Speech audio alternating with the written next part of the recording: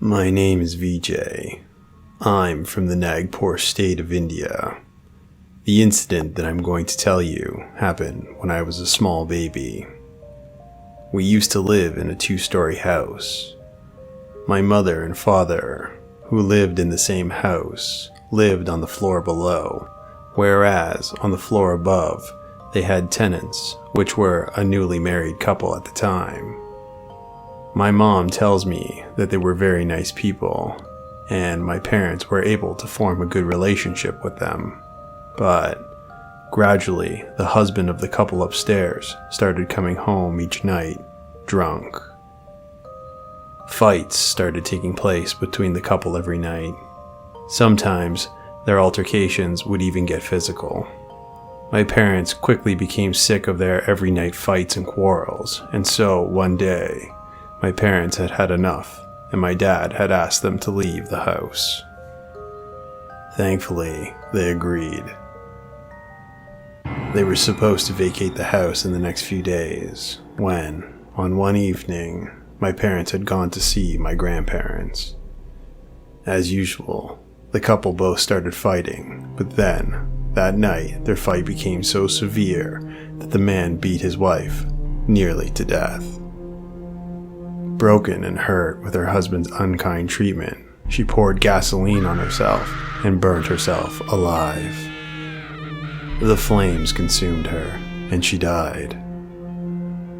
Several days after this incident, everything remained normal in the house for around the first 6 months. Nothing unusual or abnormal took place, but then, something strange. Some strange things started happening in the house at night. Many times we could hear someone walking up and down the stairs outside our house. Sometimes we would hear someone talking on the first floor, yet it was still vacant. The roses that would bloom during the day would automatically become withered by the evening. It would seem that the strange events would only happen when my father wouldn't be home. My father was working on the Indian Railroad, and so for 15 days he would work the day shift and then 15 days on the night shift. And so one night, while my father was working the night shift, my mother had slept me in the baby cradle right next to her bed. She was sleeping when all of a sudden she heard me crying. When my mom got up, she saw that I wasn't in the cradle. She was shocked and worried, yet she could still hear my faint cries. She listened to them carefully and realized that they were coming from the floor above. But how could that be possible? Because the room above had been locked for months. My mother was very scared. She quickly ran to the first floor, and upon reaching there, she saw that I was lying right in front of the locked door. She quickly grabbed me and brought me downstairs. In the morning, when my father had come back, she told him about what had happened last night. My father called one of the local shamans to our house and explained everything to him. The shaman came to our home and performed the ritual of purification for the house. He told my parents that the spirit who was in the home was not evil. In fact, it was the spirit of the woman who lived upstairs. She wouldn't dare hurt or harm the family because of my parents' kindness and hospitality. Her spirit was here because of a motherly love for your son.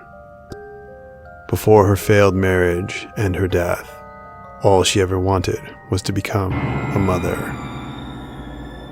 Since that day, our home returned to normal. The upstairs remained vacant, but nothing more unusual happened in our home. Well, friends, how'd you like today's story? Don't forget to hit that subscribe button and turn on notifications for this channel to listen each and every weekday for more real horror stories. We got a ton of amazing real horror stories, and we're dying to share them with you.